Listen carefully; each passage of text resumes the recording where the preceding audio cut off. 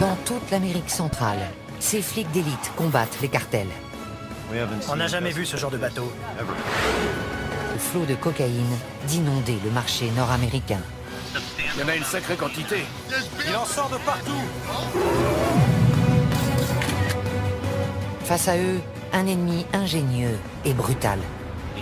Il a avalé 100 boulettes, l'équivalent d'1 kilo. Des milliards de dollars sont en jeu. La vache. Ça fait un paquet de blé. Allez-y, nettoyez le secteur. Bon sang.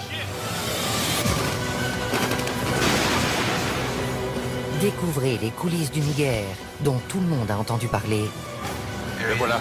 mais dont peu connaissent la réalité. Vous ne nous dites pas la vérité. C'est lui avec le bébé.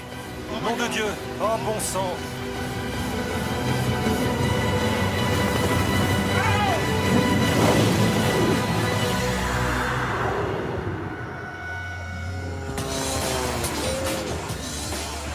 Chaque année, la Colombie expédie près de 450 tonnes de cocaïne vers le nord. Valeur à la revente, 67 milliards de dollars. Les trafiquants font entrer la drogue par bateau, avion privé et même sous-marin. La méthode la plus employée reste la mule humaine. Les mules sont particulièrement actives dans les aéroports. Une brigade de flics d'élite locaux et 2 agents de la DEA, Liam et Jack, sont chargés de les traquer. Pour des raisons de sécurité, nous ne révélerons pas leur vrai nom.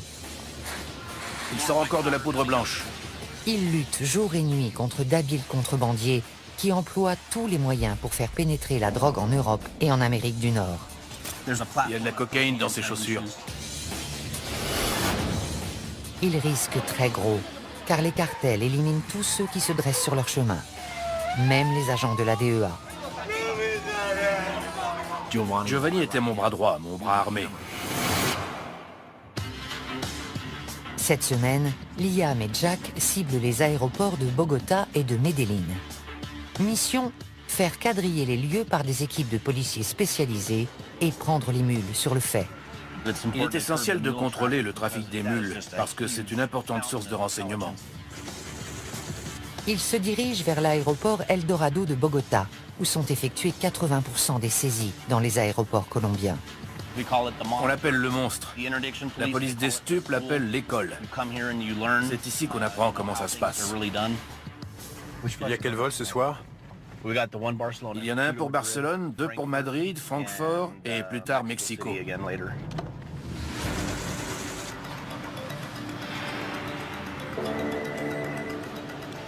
Allô? Ok, t'es où? On est en train d'arriver. Salut. Un chien a repéré un sac suspect et la police a isolé un ressortissant italien et ses bagages dans une zone sécurisée. Ils sont sûrs qu'il y a de la coke dedans, alors ils les ont mis sous clé.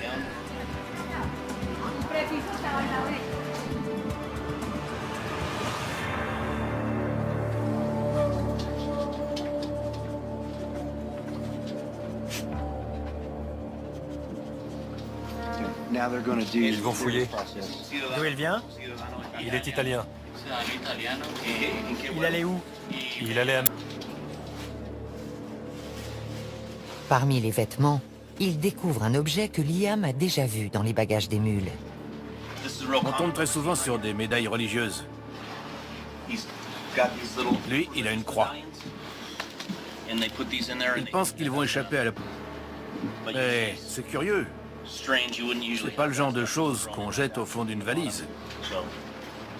C'est une protection. Pour que Dieu veille sur moi pendant le voyage.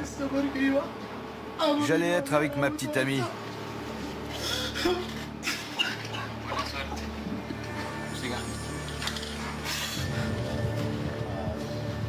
La veste n'est pas normale à la palpation.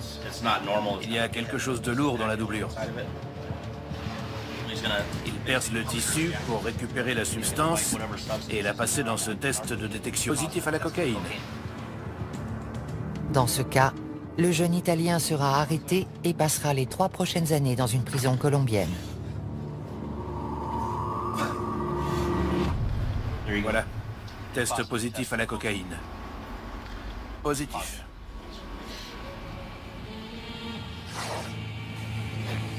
L'odeur mordante de la cocaïne passe difficilement inaperçue. Les contrebandiers ne manquent pas d'astuces pour tenter de la dissimuler.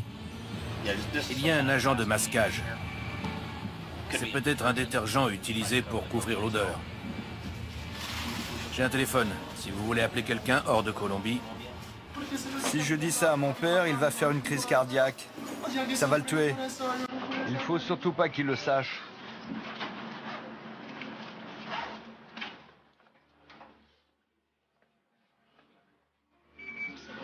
Je suis arrivé en Colombie le mois dernier avec ma petite amie. Elle est enceinte.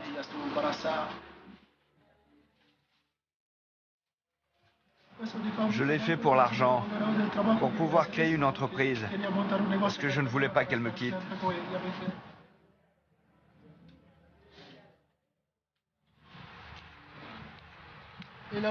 C'est elle qui avait organisé cette folie. Elle voulait qu'on passe notre vie ensemble. la tendance est aux ressortissants étrangers en Colombie. Ils se mettent avec des Colombiennes et elles les poussent à faire de la contrebande de drogue. Je ne sais pas pourquoi, mais ils acceptent. Ils plongent tête baissée. J'ai perdu la tête. On peut perdre la tête pour une femme. Moi, je l'ai perdue pour elle. Il y a une seule femme qui vaut que tu perdes la tête. C'est ta mère.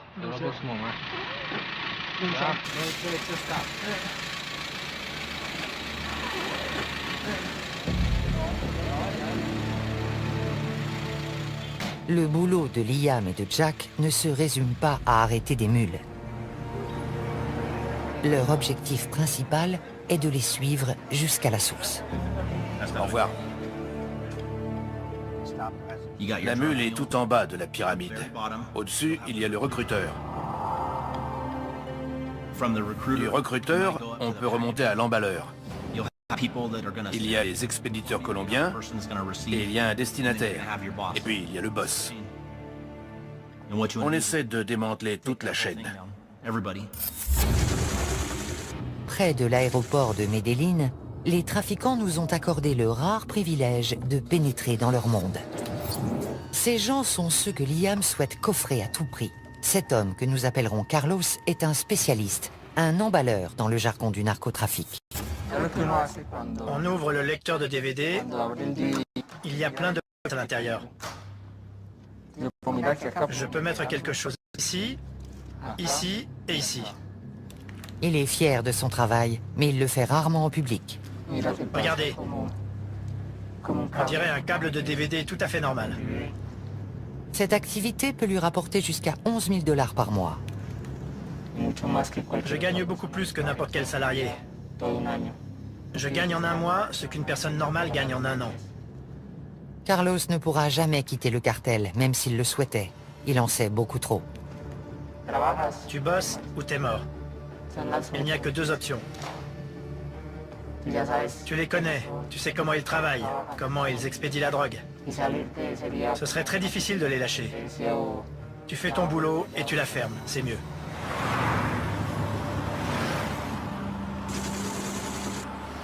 Dans une autre planque, un autre spécialiste prend des risques encore plus grands. C'est une mule que nous nommerons José. Allô? Comment tu vas? Au bout du fil, le boss de José. Il veut savoir si la coke est prête à partir. Oui, ils viennent d'arriver. Marty a envoyé des chocolats.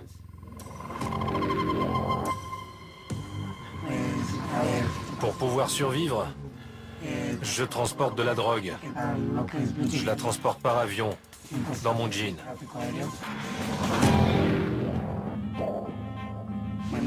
Ça, c'est mon jean normal. On le transforme.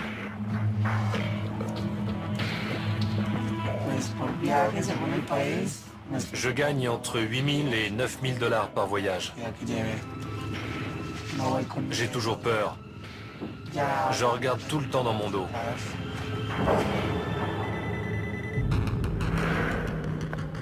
Un autre appel. Cette fois, ce sont les directives.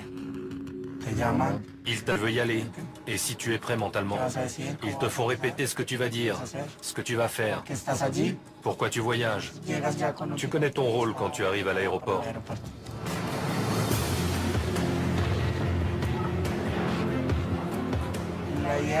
Le but, j'essaye de beaucoup parler avec les préposés qui s'occupent de moi, parce qu'ils observent ton attitude et ta personnalité.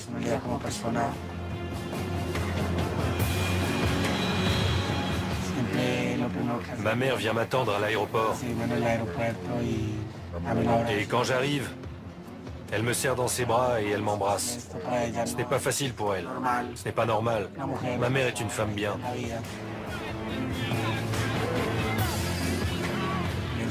Je risque de me faire arrêter à l'étranger et de prendre 30 à 35 ans de prison. Ça vaut le coup. C'est nécessaire.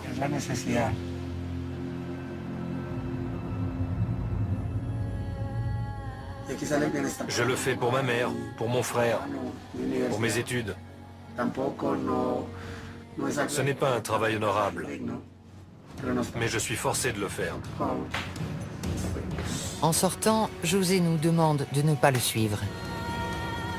On ignore ce qu'il est devenu.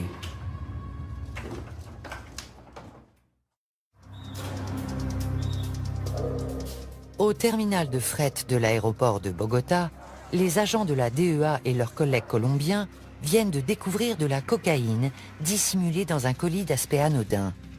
L'imagination n'a pas de limite. Ce paquet était expédié en Angleterre.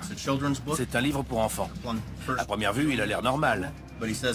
Mais il dit qu'on a dissimulé de la cocaïne dans la couverture. Vous voyez, à l'intérieur de cet os, ça vire au bleu. C'est de la cocaïne. Intéressant. De la cocaïne cachée dans ses paires de sandales. De la cocaïne dans les poignées de ses instruments dentaires. Les hommes de la brigade des stupes colombienne sont les meilleurs du monde. J'ai commencé à travailler avec eux à mon arrivée et j'ai vu des choses hallucinantes. Je me demandais comment ils faisaient pour découvrir tout ça. Je crois qu'on nous en apporte un autre.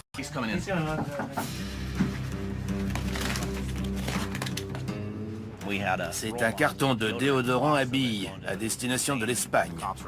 Et les flics étaient soupçonneux. Je suis d'accord, ça n'a pas de sens. Je pense qu'il y a un petit réservoir ici contenant du vrai déodorant et un double fond dessous rempli de cocaïne liquide. Je vais passer pour un crétin si je me trompe. Mais d'après mon expérience, je dois être dans le vrai. Perce un petit trou ici. Liquide?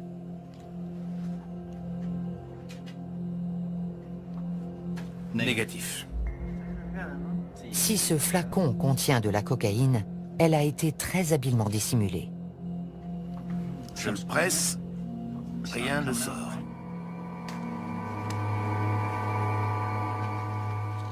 Bleu, positif, cocaïne. Il y a bien de la cocaïne, comme je l'avais dit. Je me sens moins bête. C'est de la cocaïne liquide. Encore un point pour les flics. J'aime la chasse. Une bonne journée pour moi, c'est avoir des informations et remonter la piste.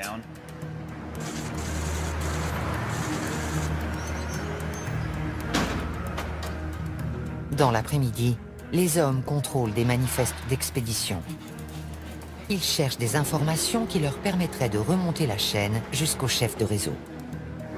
Il y a environ 3,5 tonnes de fret. Il suffirait d'un indice pour nous aiguiller. Ça part au Costa Rica. Il y a un nom et des numéros de téléphone. Je vais tout rentrer dans la base de données. À l'étage des départs, les policiers cherchent d'autres mules voyageant sur le vol de Madrid. Plusieurs indices nous mettent sur la voie. En général, quelqu'un qui a avalé de la drogue est très pâle. Il est mal à l'aise, il transpire. Il peut même avoir une petite croûte blanche sur les lèvres. Ceux qui s'en font une ceinture restent loin des autres.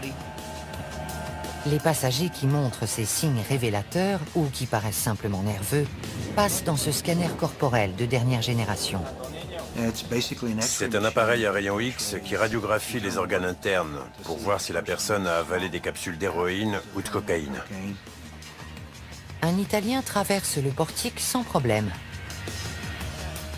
Mais l'aspect de ses chaussures alerte les policiers. On a interpellé un passager italien. Veuillez retirer vos chaussures, monsieur. On va pratiquer les premiers tests pour voir s'il y a de la cocaïne ou de l'héroïne dans ses chaussures. C'est positif à la cocaïne. Bleu. Bilan du vol de Madrid, une seule mule. Mais ce n'est que la première arrestation d'une soirée qui va se révéler trépidante.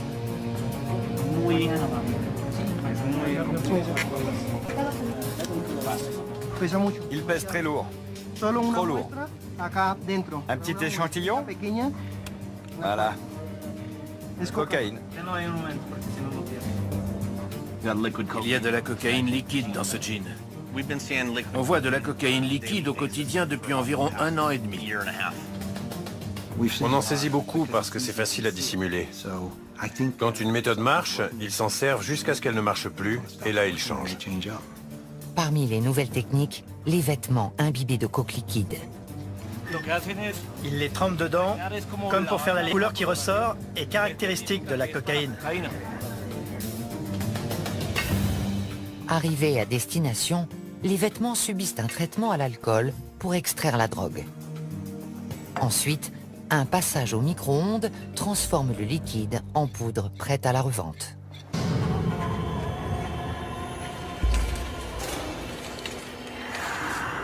Toutes les formes de contrebande sont risquées, mais la méthode la plus dangereuse est celle des bouletteux. Liam et le major Delgado de la police colombienne répondent à un appel. Une mule qui avait ingéré 40 boulettes a été arrêtée. Cette fois, il ne s'agit pas de cocaïne, mais d'héroïne. Si elle se répand dans l'organisme, elle tue encore plus vite que la coke. Nous sommes à l'hôpital Anguattiloa. Cette femme a été prise ce matin. Comme vous le voyez, il y a plusieurs boulettes. Le test préliminaire s'est révélé positif à l'héroïne.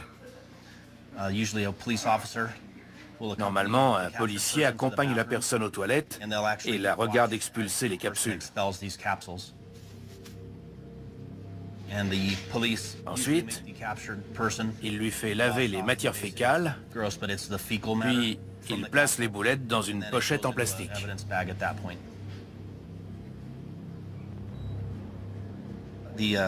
La femme dit qu'elle a avalé 40 capsules. Jusqu'à présent, elle en a expulsé 36. Il en reste 4. Elle espère qu'elle va les expulser bientôt, parce qu'elle craint pour sa vie. Malheureusement, sa vie n'est pas seule en jeu. Elle est enceinte. J'étais obligée de le faire. Je suis au chômage et j'ai besoin d'argent pour nourrir mes enfants. J'ai honte. Je viens d'une bonne famille. Il ne pouvait rien arriver de pire.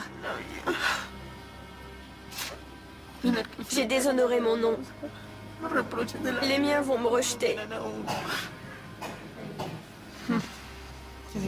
Je sais qu'une longue route m'attend. Je m'inquiète pour mes enfants. J'ai fait ça pour eux. Liam a entendu des centaines d'histoires tragiques, de mauvaises décisions prises pour de l'argent facile. Ils peuvent se faire beaucoup d'argent. S'ils réfléchissent à court terme, ils trouvent que ça vaut la peine. Ils pensent qu'ils ne se feront pas arrêter. Mais on les prend à tous les coups. Ça ne vaut pas la peine. Ils peuvent y laisser la liberté ou même la vie. Mais pour ceux qui les emploient, les bouletteux ne valent que le produit qu'ils transportent. Pour préparer la cocaïne à être ingérée, elle doit être emballée dans des capsules de préservatifs.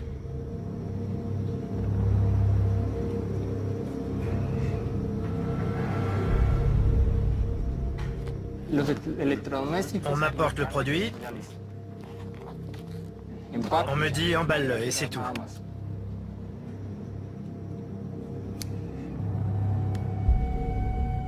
Je ne sais pas qui le transporte.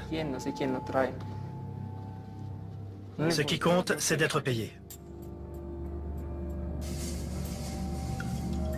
Une fois le kilo en boulettes, on engage une mule qui les avalera pour le transport. Nous appellerons celle-ci Moreau. Moreau est bouletteux depuis 10 ans. Il connaît parfaitement les risques. Jusqu'à présent, j'ai fait beaucoup de voyages et je m'en suis sorti vivant. Mais j'ai beaucoup d'amis qui sont morts en traversant la frontière. L'huile permet aux boulettes de passer plus facilement. Mais avec une telle concentration de drogue, la moindre fuite pourrait causer un arrêt cardiaque. C'est très dangereux. On peut mourir dès la première boulette du premier voyage, parce qu'il est toujours possible que la cocaïne se répande.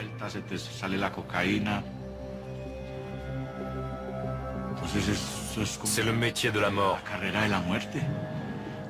Quand on part, on ne sait jamais si on va arriver en vie. Ça me terrifie. Vraiment. Les horreurs du narcotrafic ne se limitent pas aux mules. On compte aussi d'innombrables victimes parmi la population et la police colombienne. Une réalité qui frappe Liam et Jack de plein fouet. Ils viennent d'apprendre qu'un de leurs plus proches collègues a été assassiné au cours d'une rencontre avec un informateur à Medellín. Il s'appelait Giovanni. J'étais très proche de lui, c'est dur.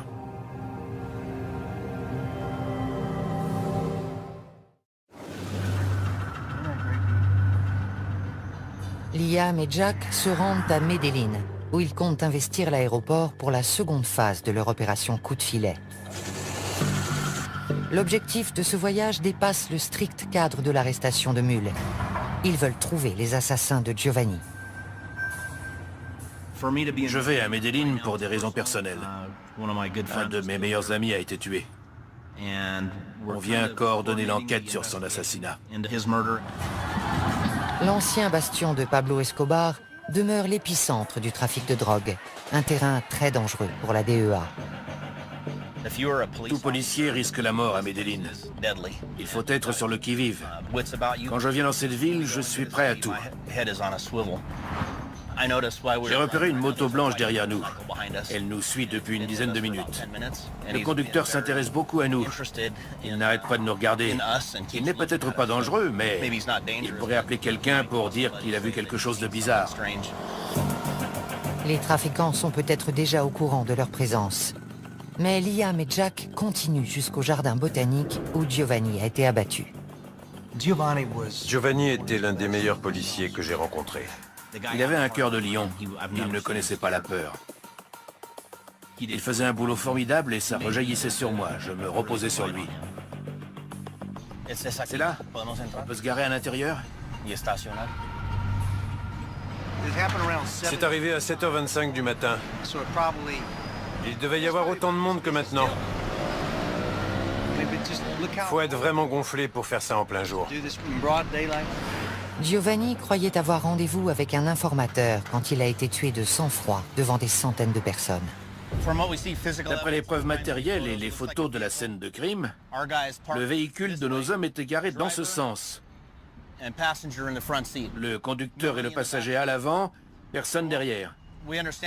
2 tueurs se sont approchés par les côtés. L'un du côté du conducteur, l'autre du passager. Ils ont ouvert le feu. L'un d'eux est arrivé à la hauteur de la portière passager. Il a éjecté un magasin, en a mis un autre et a recommencé. Puis il a reculé. Et ils se sont enfuis. Ils étaient entraînés. Ils avaient une expérience militaire vu la façon dont ils se sont approchés du véhicule et dont ils tenaient leur arme. Ils la tenaient pas comme des gangsters. C'était pas leur premier assassinat. Ils vont ratisser le quartier en quête de renseignements. On doit aller à plusieurs endroits, mais vous ne devez pas vous montrer. Est-ce être présent ce jour-là? D'autres gens qui sont souvent dans le coin. Peut-être. Vous devriez aller voir par là. Est-ce que la police a demandé la vidéo de surveillance? C'était là. L'homme à qui il parle a une vue parfaite sur la scène de crime. Mais il prenait sa douche au moment clé. Personne ne sait quoi que ce soit sur l'assassinat. Il y avait des yeux partout, mais personne n'a rien vu. Pour nous, cela signifie que la Officina contrôle le quartier. La Oficina de Envigado est un syndicat de tueurs à gages, le groupe le plus meurtrier de Colombie. La Officina a toujours été un élément criminel violent. Ils sont furieux parce qu'on a arrêté quelques chefs haut placés et je suis sûr qu'ils seraient ravis de tuer ou de blesser un membre de la DEA. Malheureusement, notre mini-quadrillage n'a pas donné grand-chose. Le pompiste travaillait ce matin-là. Il a entendu les tirs, mais il n'a rien vu. Le portail était ouvert, mais nos hommes ne sont pas entrés. Ils se sont garés là. Ça me paraît bizarre, parce qu'ici c'est un trottoir. Pourquoi n'ont-ils pas été plus loin pour libérer le passage? C'est une rue complètement dégagée et très fréquentée. Drôle d'endroit pour une fusillade. Je crois que la Officina voulait que l'assassinat soit public. Elle voulait envoyer un message. Il y a sans doute eu des centaines de témoins, mais personne ne parle. Le quartier est sous leur coupe. Les gens ont peur de parler. Imaginez que vous vivez à Chicago et qu'une organisation criminelle et ses commandos de tueurs sont implantés dans votre quartier. Vous n'iriez pas parler d'eux. Regardez en haut des collines. C'est un bassin de recrutement de trafiquants et d'hommes de main. Il y a aussi des tas de gens honnêtes, mais c'est là qu'ils recrutent. La Officina croit pouvoir opérer impunément dans ce secteur. C'est très difficile pour la police quand personne ne veut coopérer avec elle contre les voyous qui infestent la ville et qui tuent des innocents et des policiers compétents qui font de leur mieux.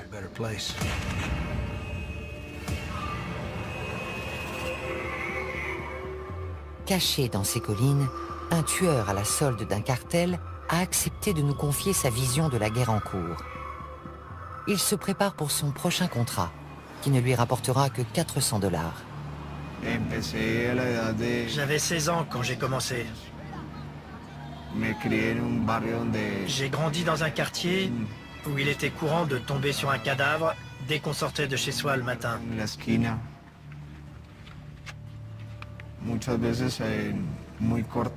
Quand on est très jeune, l'esprit assimile ce genre de choses.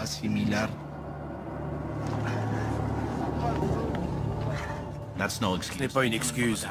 Venir d'un quartier défavorisé n'autorise pas à tuer. Comment peuvent-ils faire ça à d'autres êtres humains? Je ne comprends pas. Quand on tue quelqu'un, on n'a ni dignité, ni mort.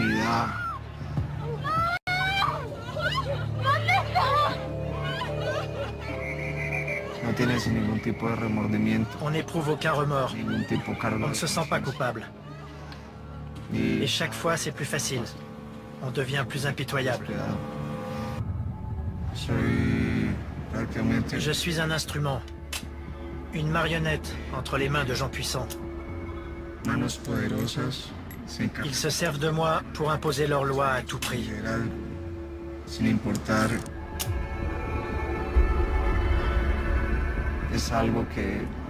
C'est quelque chose qu'on a dans le sang. Comme un fil dans un tissu. Quand on commence à tirer dessus, on ne s'arrête plus. Il n'y a pas de compassion.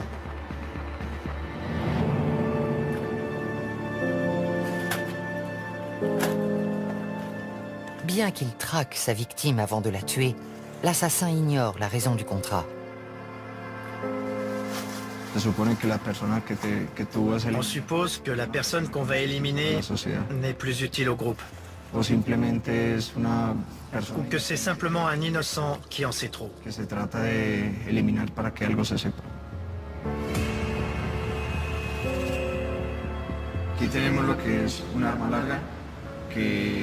Ce fusil sert pour les boulots où on doit percer des gilets pare-balles.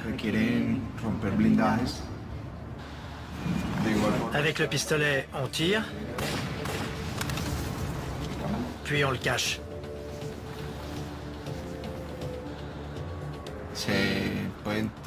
On peut enduire les balles de poison. Ici, c'est du cyanure. Une simple éraflure sur la jambe entraîne la mort.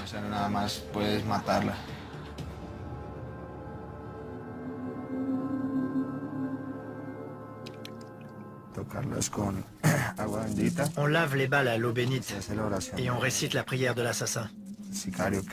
Que la divine fortune guide ces balles sacrées pour qu'elles donnent la mort sans faillir. Que cette mort soit sans violence, que la victime ne souffre pas. Amen. Des tueurs à gages qui disent des prières et qui se signent, pour moi, c'est de l'hypocrisie. Dire une prière pour aller tuer quelqu'un qui a des enfants, ça me fait penser à une brute. Seule une brute est capable de faire ça pour se rassurer. Avant de partir, le tueur dit aussi une prière pour lui-même. Pour la défense de mon âme et de mon corps. S'il y a des yeux, qu'ils ne me voient pas. S'il y a des mains, qu'elles ne me touchent pas. Que mon corps ne soit pas blessé.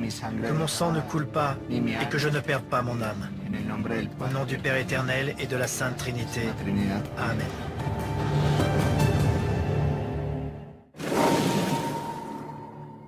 L'opération Coup de filet se poursuit toute la semaine à l'aéroport de Medellín. Une suspecte est dirigée vers le scanner corporel. Les rayons X montrent des images très bizarres, de taille et de forme identiques. Ce n'est pas normal pour des organes internes. C'est la première fois que je vois ça et j'ai vu des milliers de scans corporels. On dirait des entrailles d'extraterrestres. C'est très étrange. Une heure plus tard, Liam et Jack se rendent aux urgences pour prendre des nouvelles de la jeune femme, dont la vie est en danger. Elle a avalé 42 capsules. C'est de la cocaïne? De la cocaïne liquide, apparemment. Les capsules n'ont pas été emballées par un spécialiste. Elles sont pleines de poches d'air. Mortel. J'ai rarement vu des boulettes aussi mal faites. Elles sont pleines d'air, c'est dément. J'ai jamais vu ça. Normalement, on retire l'air parce que la température interne le dilate. J'espère qu'elle va les expulser, sinon il y a de fortes chances pour que ça se passe mal. Les poches d'air sont très dangereuses pour elle. Si l'air se dilate, les capsules explosent et elle mourra. Son organisme sera inondé de cocaïne liquide, elle fera un arrêt cardiaque et elle mourra très vite. Il faudrait pratiquer une opération à haut risque. Je vois. Vous pensez qu'elle va les garder longtemps dans l'estomac? Non. Plusieurs jours, ce serait extrêmement dangereux. Si c'est quelques heures, les chances de survie sont meilleures. Le médecin est inquiet. Il va peut-être devoir opérer la jeune femme pour extraire les capsules sur le point d'exploser. Mais si ça dure plus de 48 heures, je devrais intervenir? Sans doute. D'après le médecin, si ces boulettes mal faites restent plus de 48 heures dans le système digestif de la patiente, c'est la mort presque à coup sûr. Il lui est arrivé de devoir ouvrir entièrement la cavité abdominale pour les extraire. Si la jeune femme a pesé les conséquences de sa décision, son recruteur a certainement minimisé les risques. Ils leur disent « T'inquiète pas, on a payé les flics, on le fait tout le temps. Tu vas gagner de l'argent, il n'y a aucun problème. » La mule qui croit ce mensonge commet sa première erreur.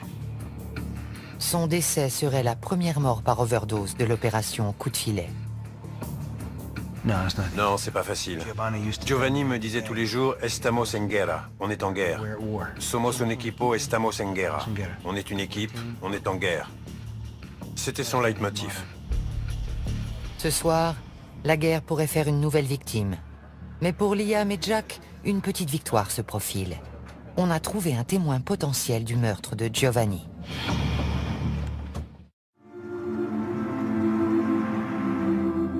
Avant d'entamer une journée chargée, les deux agents passent prendre des nouvelles de la jeune bouletteuse. On fait juste un saut à l'hôpital pour voir comment elle va.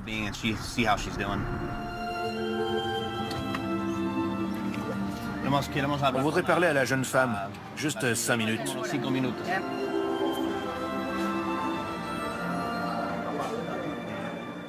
Je crois qu'elle est aux toilettes. Elle a expulsé la dernière? La dernière est passée. Le lendemain, quand je l'ai vue, j'ai été étonné qu'elle ait passé la nuit. Les formalités de sortie vont prendre une demi-heure. Ensuite, ils l'emmèneront en comparution initiale, puis en cellule. Mais elle a survécu. Bonjour, comment ça va? Bien, beaucoup mieux. J'ai plus mal. Elle a eu beaucoup de chance d'expulser toutes les boulettes. Elle est complètement remise. Liam et Jack tentent d'en savoir plus sur la personne qui l'a engagée. Mais elle maintient qu'elle a agi seule. Elle dit qu'elle est seule en cause. Je ne la crois pas. Je ne crois pas qu'elle avait les fonds pour acheter de la cocaïne et prendre l'avion pour le Honduras en espérant trouver un acheteur sur place. Elle protège quelqu'un, sûrement un membre de sa famille. Bonne chance et merci beaucoup. Merci. Vous avez été très gentils. Et vous avez des beaux yeux tous les deux. Le soulagement est général. La jeune femme n'a pas payé sa mauvaise décision au prix fort, mais plusieurs années de détention l'attendent. Elle va faire de la prison, c'est triste. Elle sera peut-être un peu moins heureuse, mais un peu plus avisée.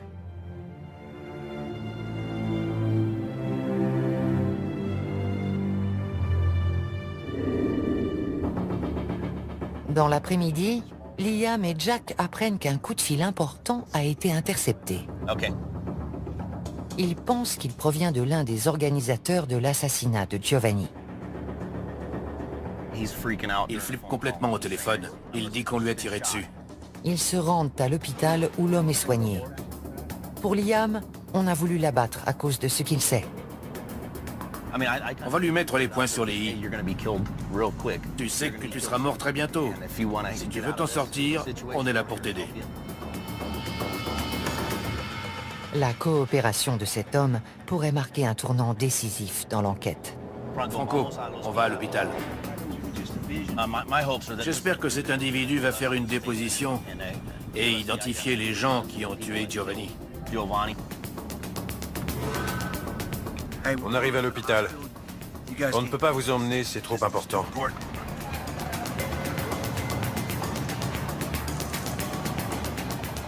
On voudrait l'interroger. Il vient d'être blessé. Espérons que ça lui a ouvert les yeux et qu'il nous donnera des informations sur les tireurs. S'il capture le responsable de l'assassinat de Giovanni, c'est tout un réseau de tueurs qui pourrait tomber. Ils ressortent une trentaine de minutes plus tard, plus tôt que prévu. Alors? Ça s'est pas passé comme on voulait. Le type soutenait qu'il ne savait rien. Son histoire n'était pas crédible. Il a menti tout du long. Regardez l'homme qu'on vient d'interroger. Il est couvert de sang, des pieds à la tête. Il a nié tout en bloc. Il n'a montré aucun remords pour ce qui est arrivé à nos flics. Aucune volonté de nous aider. Et il ne craint absolument pas pour sa vie. L'individu redoute bien davantage les assassins de la Oficina que d'être incarcéré par la DEA. À cause de son silence, l'enquête piétine.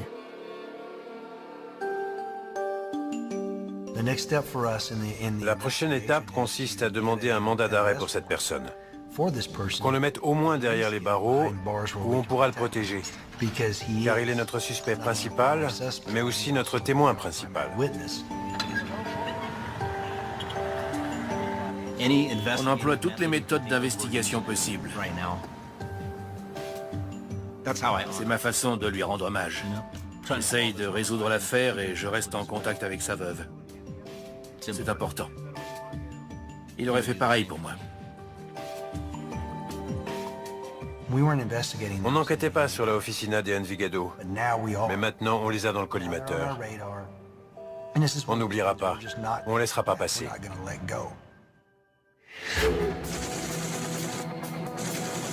L'opération Coup de filet s'achève. Ce soir, Liam et Jack donnent une conférence de presse sur une saisie d'une importance considérable. 30 kilos de cocaïne liquide.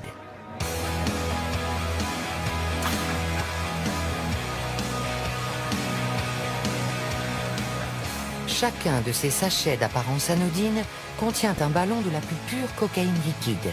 Elle a été dissimulée avec art, mais c'est le boulot de la DEA. Vous avez essayé de ce côté? Non, je le sens au toucher. Pas à l'odeur. Ils sentent rien, mais eux, ils ont reniflé plus de cocaïne que moi. Si vous l'ouvrez normalement et que vous pressez dessus, il sentira de la mayonnaise ou du ketchup. Et vous ne sentirez pas la cocaïne.